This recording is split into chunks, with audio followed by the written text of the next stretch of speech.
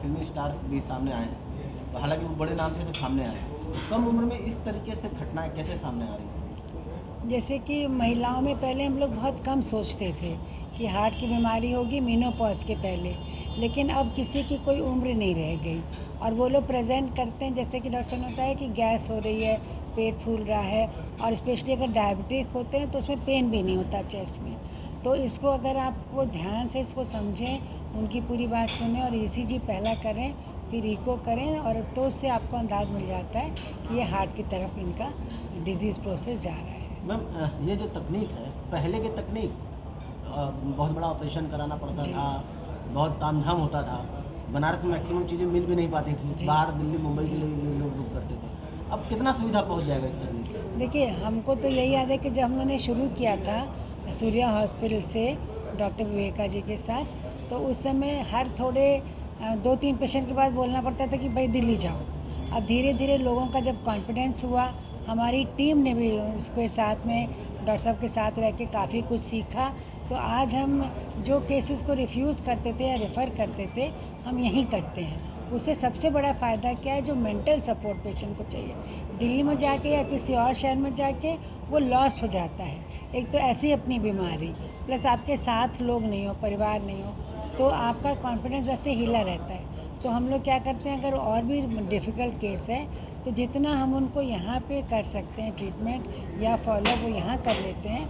और जो main procedure है, जो हमको मालूम है कि यहाँ करने से खतरा हो सकता है, उसको हम लोग सब सुविधाजनक जितनी सुविधा हो सकती है उसके साथ उनको भेज देते हैं, और फॉलोअप भी फिर जब डॉक्टर साहब आते हैं तो हो जाते हैं। प्रश्न लोगों का ये था कि बाद में क्या होगा, तो हमारे यहाँ इस समय 2 कार्डियोलॉजिस्ट हैं जो कि अच्छे से बखूबी से उन पेशेंट्स का फॉलोअप करते हैं और नए पेशेंट्स की डायग्नोसिस भी करते हैं।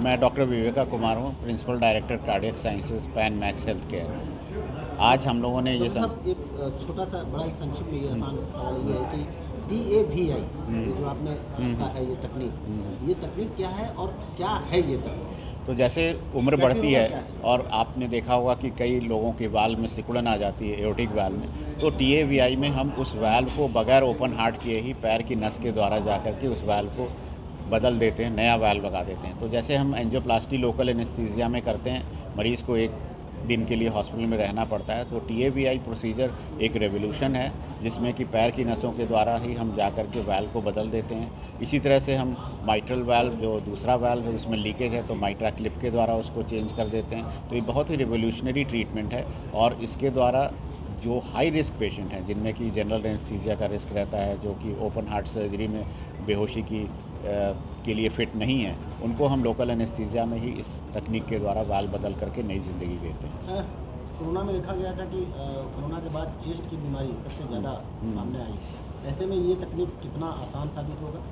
बिल्कुल सही कहा आपने कि कोरोना के बाद हमने कई मरीजों को ऐसा देखा कि जिनका चेस्ट इतना ख़राब हो गया कि वो ओपन हार्ट और जनरल एनेस्थीसिया द्वारा किए गए ऑपरेशन को नहीं झेल पाएंगे, वेंटिलेटर से उनका वापस निकलना मुश्किल होगा। तो इन मरीज़ों को हम अभी इनफैक्ट पिछले करीब 6 महीने में हम लोगों ने 20 ऐसे मरीज़ हैं जो कोरोना के द्वारा अफेक्टेड थे, और उनमें हमने टाबी प्रोसीजर के द्वारा उनको नया वाल्व लगा करके नई ज़िंदगी दी।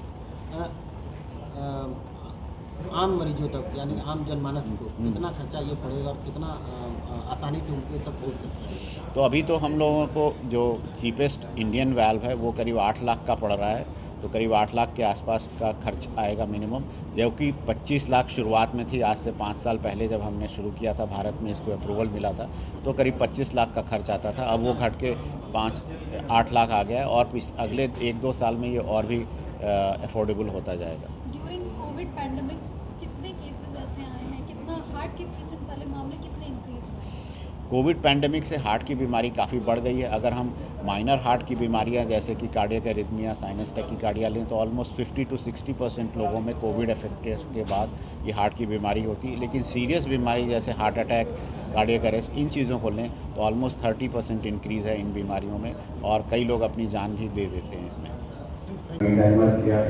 किया तो कार्डियोवैस्कुलर डिजीज, तो जितने भी वैस्कुलर डिजीज हैं वो काफ़ी ज़्यादा हो गई। दो चीज़ें हैं, जैसे आपने कहा कि कोरोना के बाद से दोनों में, लेकिन बिलो 60 जो कि यूजली प्रोटेक्टेड होते हैं उनके में और भी ज़्यादा हो रहा है, क्योंकि वो सोचते हैं कि या तो उसमें कुछ नहीं होगा, लेकिन वो उसमें कारण क्या है? जैसे जो वायरस जो है वायरस तो इन्फ्लेमेशन की डिजीज है, जैसे जहाँ पे पॉल्यूशन होता है, स्मोकिंग करती है, ये सब सारी चीज़ें इन्फ्लेमेशन को फिर इन्फ्लेमेटरी मार्कर इंटरलीकिन स्कारिंग हो जाती है, वहाँ क्लॉट बन जाता है। तो ये भी देखा जाए कि कई लोगों को दिक्कत भी है और लोगों को पहले भी इन्फेक्शन हो चुका है, तो सीरियस बीमारी में इंटरलीकिन और डी डाइमर वगैरह सब मार्कर बढ़ गए तो हार्ट की धमनियों के अंदर क्लॉटिंग के चांसेस बढ़ जाते हैं। और इसी मैडम कहना चाहिए देने के लिए ये प्रोफेशन ऐसा है कि हम समय अपने हाथ में लेते हैं जी। और डॉक्टर विवेका आ जाते हैं तो ये नहीं समझ में आता कि हम लोग का स्टार्ट का हो गया और उन्होंने 30,000 बाद में क्या किया कि इनिशियल भी बना दिया।